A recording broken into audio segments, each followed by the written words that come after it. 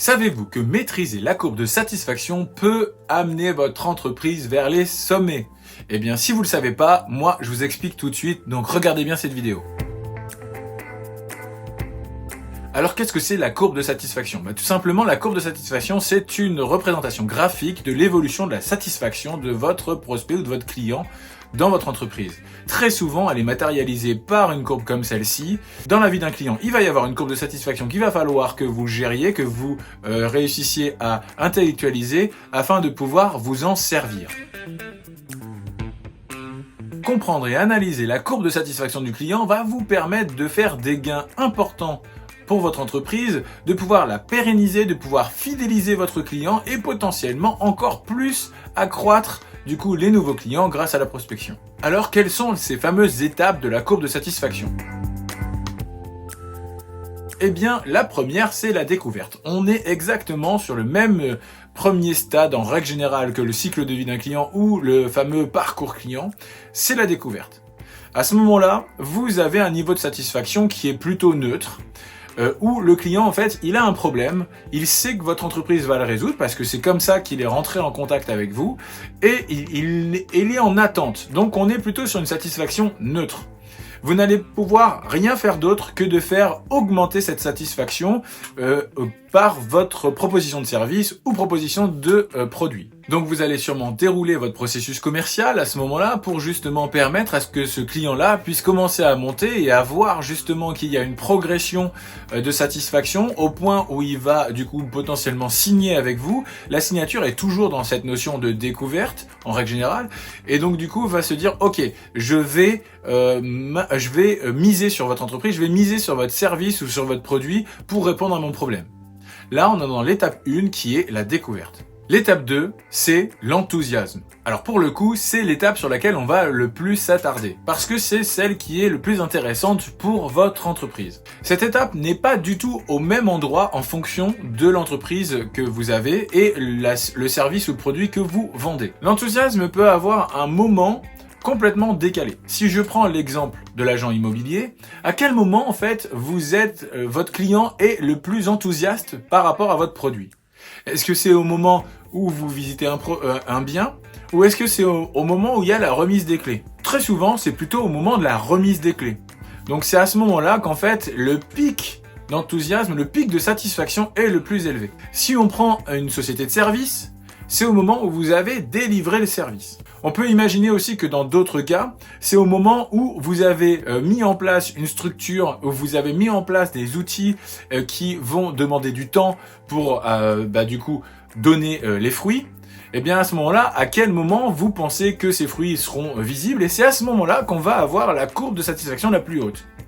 Donc le premier exercice qui est à faire en fait, c'est tout simplement de déterminer dans votre exercice et dans ce que vous proposez, où se situe le pic de satisfaction. Ce pic de satisfaction, il va vous permettre de fidéliser vos clients. Il va vous permettre potentiellement de positionner d'autres services, d'autres produits avec les fameuses offres à tiroir ou les repeat consumers.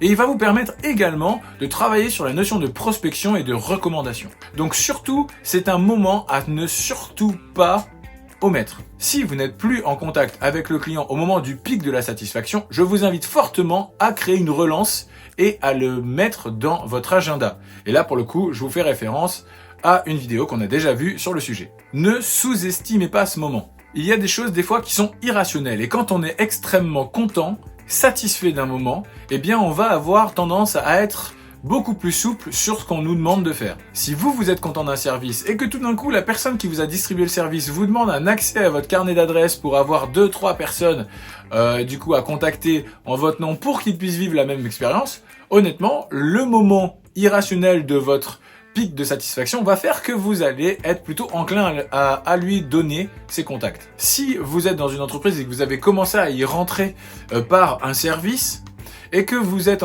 sur le pic de satisfaction, c'est le moment de pouvoir positionner vos autres services parce que vous avez déjà déterminé dans l'entreprise, vous avez fait un mini audit, vous avez déjà le pied dedans.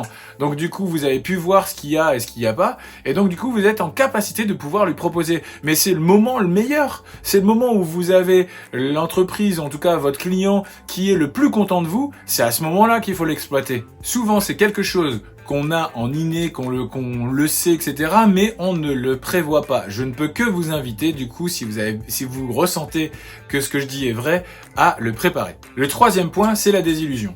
Alors c'est un grand mot pour cette phase, mais il n'empêche que c'est tout à fait juste. Parce qu'une fois que vous êtes sur le pic de l'enthousiasme, vous allez forcément avoir une descente. Et sur cette descente-là, c'est extrêmement dur de pouvoir rattraper un client. Dans le temps, cette phase-là, elle est plus ou moins longue. Parce qu'une fois que vous avez le produit, que vous avez le service, que vous avez la fin, en fait, quelque part, il va y avoir que de la dégradation de l'image. Si c'est un produit, eh bien, il va y avoir l'usure du produit. Donc, du coup, le fait qu'il pourrait y avoir aussi dans la vie du produit des problématiques de type SAV et compagnie qui vont venir altérer cette expérience. Une fois que vous avez votre bien immobilier, par exemple, vous allez rentrer dans le bien commun et donc, du coup, un peu comme quand on se regarde tous les jours face à une glace, on a plutôt tendance à oublier qu'en fait, on a beaucoup aimé la maison et donc on va avoir ce sentiment du coup qui va descendre. Et pour tout, c'est vrai. Donc, vous allez passer dans une phase de désillusion. Ça veut dire aussi qu'il va être hyper intéressant de voir comment vous, en tant qu'entreprise, vous allez pouvoir, dans cette phase-là, pouvoir amortir cette descente. Après, la quatrième phase, c'est la stabilisation. Je viens juste de vous le dire, comment vous allez amortir cette descente? Eh bien, à un moment donné, vous allez arriver justement au moment où vous allez avoir une action dessus et donc la possibilité de stagner dans l'expérience et en tout cas dans la satisfaction de votre client. Il va se dire ok, je suis descendu, là ok, il a raison, c'est là le niveau que je dois attendre de mon produit ou de mon service. Et ça va rentrer du coup dans la normalité.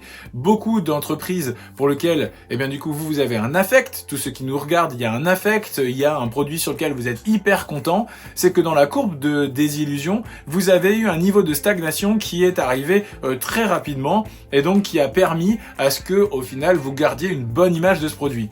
Ça peut être la même chose pour les services. Si par exemple vous êtes allé voir un kinésithérapeute par exemple et que du coup vous avez un sentiment, donc vous avez découvert, après derrière il vous a dit tout ce qu'il allait vous faire, il vous a manipulé, vous avez un sentiment de plénitude extraordinaire parce qu'à ce moment-là vous n'avez plus mal, et bien du coup là vous allez commencer à redescendre parce que la vie du quotidien va revenir et puis vous allez commencer à potentiellement malheureusement vieillir aussi, donc du coup vous allez avoir un impact de votre vie sur votre corps. Mais vous allez avoir cette phase de stagnation parce que vous allez à un moment donné vous dire ah ouais mais t'imagines par rapport à avant comment c'était, et bien du coup c'est là où vous allez avoir la stagnation. Dans le cas du kinésithérapeute, il y a peu de chances que cette phase-là il ait une incidence, sauf s'il prévoit des rendez-vous de suivi, et c'est souvent en fait ce qui est fait pour la stagnation, des rendez-vous de suivi pour être sûr que du coup le corps ne continue pas et donc que votre sentiment quelque part de satisfaction ne continue pas de baisser. Donc le suivi est une des options possibles pour engendrer cette stagnation, ça c'est tout à fait juste. Et enfin le dernier point, c'est l'enchantement ou la déception. En vrai, c'est un croisement. Parce qu'une fois que vous avez la stabilisation, il s'avère que là, du coup, votre engagement, vos actions vont permettre soit de faire repartir vers le haut la satisfaction et d'entraîner un repeat consumer, soit de perdre définitivement le client. C'est pour ça qu'en fait, la fin de cette courbe, elle est définie par votre stratégie commerciale. Alors vous allez me dire, mais comment je mesure cette courbe? Parce qu'à un moment donné, cette courbe, elle est très bien, elle est très théorique, mais comment je la mesure? Eh bien du coup, il y a 4 possibilités de mesure qu'on va voir ensemble. On va pas les détailler, mais en tout cas, on va les énumérer. La première, c'est le feedback ou les enquêtes de satisfaction. On a déjà fait une vidéo dessus, mais c'est ce qui va être le CSAT. Et bien du coup, ça va être extrêmement important pour pouvoir mesurer, c'est de pouvoir interroger les gens et de pouvoir rentrer en contact avec eux. Donc n'hésitez pas à faire des relances, n'hésitez pas à envoyer des enquêtes de satisfaction afin de pouvoir mesurer la courbe et de voir à chaque étape où est-ce qu'on en est, qu'est-ce qui bloque, qu'est-ce qui est super aussi, parce qu'il faut aussi pas être que dans le négatif, il y a des trucs qui sont super à dupliquer. Donc du coup, ça va vous permettre d'avoir le sentiment de votre client. Envoyez des enquêtes. Le deuxième point, ce sont les avis que les clients laissent. Parce que en dehors des enquêtes, il y a aujourd'hui beaucoup de possibilités pour pouvoir mettre des avis en ligne. Avec le Google Maps Business, avec les réseaux sociaux ou les autres outils sur lesquels vous êtes référencé, il va y avoir des gens qui vont pouvoir s'exprimer. Donc les avis en ligne vont vous permettre aussi d'avoir le retour de vos clients et le sentiment en dehors des enquêtes. Parce que souvent, les clients se sentent un peu plus libres de pouvoir dire sur Internet ce qu'ils ont à dire réellement sur votre entreprise. Le troisième point, c'est le Net Promoter Score. Donc du coup, je vous fais référence à la même vidéo que pour le CSAT, puisqu'on a vu les deux en même temps. C'est le moyen de mesurer la probabilité de recommandation. Et la recommandation, c'est l'engagement du client vis-à-vis de votre entreprise. Grâce à ça, c'est une unité de mesure qui vous permet de savoir si votre courbe de satisfaction, elle est bonne ou elle est mauvaise, et essentiellement sur la dernière étape. Et le quatrième point, c'est le Customer Effort Score, ou le CES. Ça mesure l'effort que fournit un client pour répondre à son problème ou pour répondre à sa question. Et ça, du coup, c'est également une unité de mesure extrêmement utilisée pour justement savoir où en est votre client dans la courbe de satisfaction. Et si votre courbe, du coup, elle est bonne ou elle n'est pas bonne. Du coup, le dernier grand point qu'on va voir ensemble, c'est comment on améliore cette courbe. La première chose que j'ai envie de vous dire, c'est écouter vos clients. On l'a déjà vu dans d'autres vidéos avec les exemples de Zalando entre autres qui a explosé grâce à son Customer Care et sa capacité à écouter les feedbacks de ses clients. Mais écoutez-les parce que c'est comme ça que vous allez pouvoir améliorer votre entreprise et donc du coup avoir une influence sur la courbe de satisfaction. Le deuxième point, agissez rapidement. Au cas où un client il serait insatisfait, essayez d'être le plus rapide possible. Il y a des outils aujourd'hui d'automatisation, il y a des outils en fait de préparation, on l'a déjà vu aussi auparavant avec Customer Care, mais en tout cas, ayez une réponse adaptée à la problématique afin que les avis négatifs ne pullulent pas et que vous ayez juste à éteindre des incendies. Préférez juste aller au plus vite, avoir une réponse immédiate pour éviter que dans la courbe de satisfaction, la descente soit trop rapide au point où la stabilisation soit trop basse pour le fameux client qui vous objecte quelque chose de négatif. Le troisième point, c'est fidéliser vos clients. Réfléchissez au cycle de vie de votre client ou au parcours journée de votre client. À quel moment vous allez revenir vers lui? À quel moment vous allez lui proposer des choses? À quel moment vous allez pouvoir lui faire de la relance, du suivi, une proposition de service ultérieure? Est-ce que vous auriez des événements spéciaux, des offres spéciales? Je suis pas en train forcément de parler de prix, mais en tout cas des offres pour des clients long terme et donc du coup des choses un peu exclusives. Comment vous allez valoriser un client qui est déjà chez vous? Réfléchissez à ce que vous avez envie de donner essentiellement pour la suite de vos clients pour avoir un repeat consumer et avoir la possibilité après cette courbe de repartir. Le quatrième point, surprenez vos clients.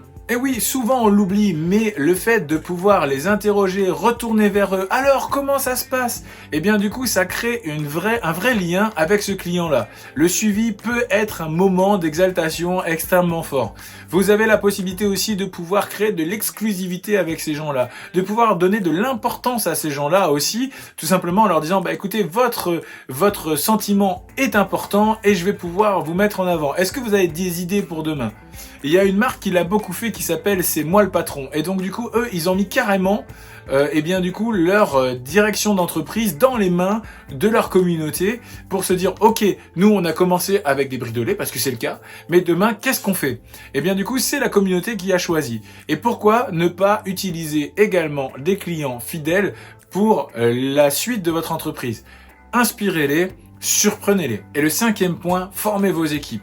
Il s'avère que si vous êtes tout seul, vous allez pouvoir avoir ce sentiment et cette envie d'être tourné vers le client, d'avoir justement le comment je fais pour maintenir ma courbe, comment je gère mon cycle de vie de mon client. Mais ce qui est important, c'est que vous puissiez dupliquer qui vous êtes, en tout cas votre philosophie.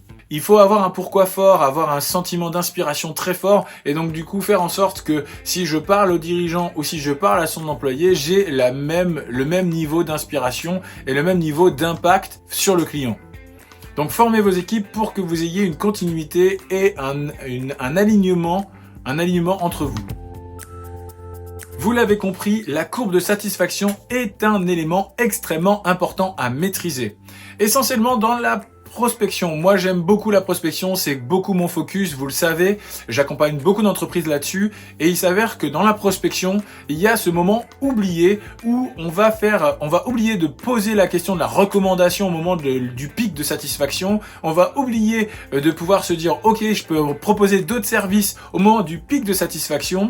Quand on le fait et que ça marche mais qu'on l'a pas prévu, on se dit ah c'est génial, c'est super, sauf qu'en fait en vrai, et si on le prévoyait directement dans notre parcours commercial, de se dire ok, à la fin de ma prestation ou à la fin de ma vente, du coup je prévois un rendez-vous de suivi, ou alors je prévois directement de poser la question de la recommandation ou la proposition d'un autre produit ou un autre service. Si vous l'avez prévu avant, vous allez l'automatiser et vous allez du coup dupliquer très fortement du coup votre mécanisme et votre force commerciale. Après derrière, toute la courbe va être intéressante également parce que quand vous maîtrisez la sortie et que vous avez un point de vue sur le customer care, parce que c'est essentiellement le customer care qui va du coup vous driver toute la suite de la courbe de satisfaction une fois que le pic est passé, du coup vous allez avoir une entreprise qui sera pérenne avec la possibilité de pouvoir avoir un client qui va revenir, un client qui va parler de vous favorablement, et ça c'est extrêmement important pour la pérennité de votre entreprise. La courbe de satisfaction est donc du coup devenue essentielle et j'espère qu'avec cette vidéo vous l'avez compris. Je peux que vous engager à faire le travail du coup de regarder à quel moment sont les étapes clés de cette courbe là pour que vous puissiez donc structurer votre courbe de satisfaction. Voilà, on a fini avec cette vidéo, j'espère qu'elle vous a plu, n'hésitez pas à liker, à commenter et à partager la vidéo et moi je vous dis à bientôt.